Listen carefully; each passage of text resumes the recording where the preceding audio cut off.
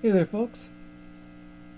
Well, as those of you who've been keeping track of this channel know, I am in the process of building a application to write for The Onion. Yes, The Onion.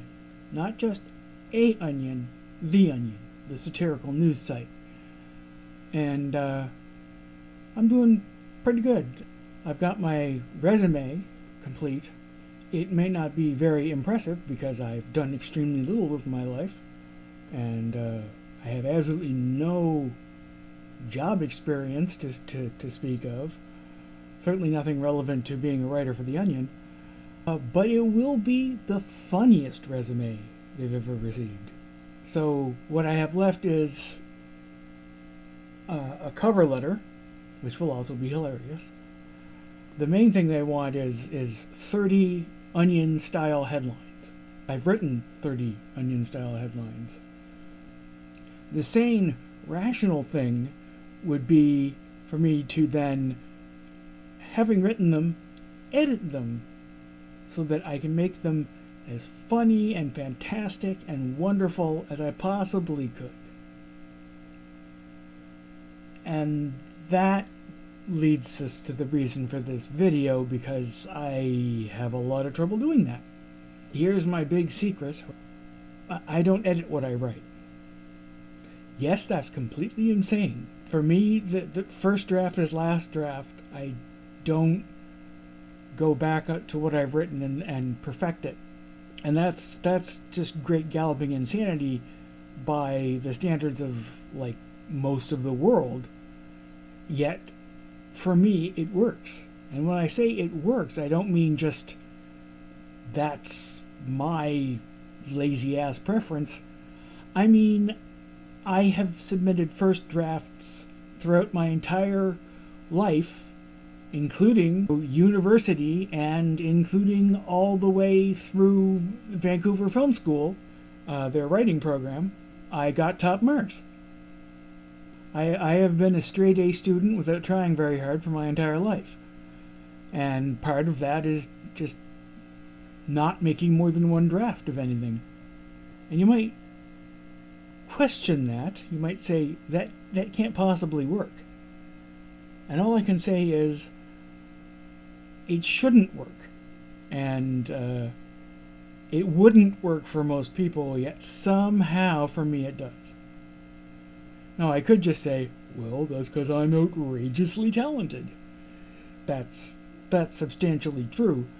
But I think also it works because I know that there's only ever going to be one draft. So as I'm writing, I'm also editing. I will sit there and fine-tune a sentence before I move on to the rest of the writing. In that sense, it's slightly less impossible than it sounds. But what this amounts to is that that's my greatest weakness as a writer, is that I can't go back to what I've written and perfect it. When I try, I have a psychological breakdown, basically. I get incredibly confused and I lose my ability to believe that what I've written is any good. And generally speaking, I end up feeling incredibly tense and anxious and neurotic, and I basically have a psychological collapse, really.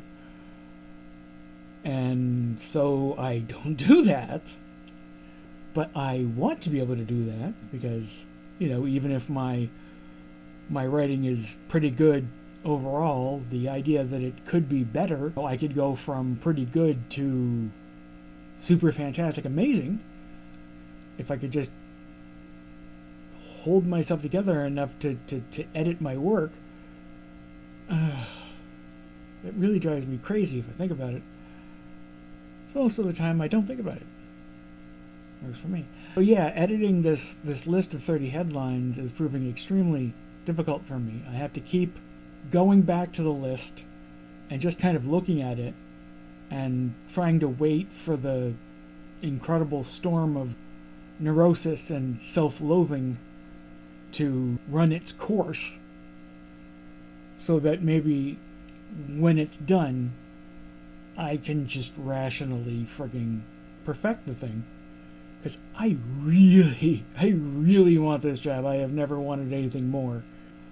Writing for The Onion would be the awesomest. They're the gold standard for satire in the entire world. There's no higher calling in satire than writing for The Onion. So, yeah, writing for them would be frigging amazing.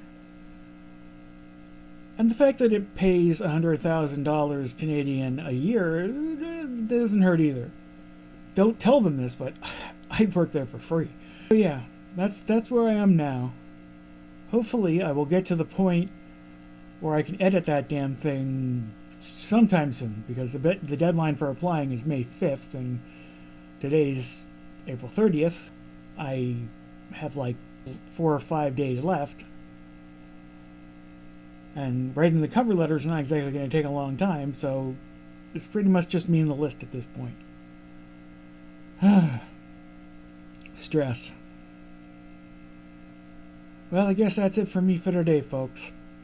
I'll talk to you nice people again tomorrow. Bye-bye.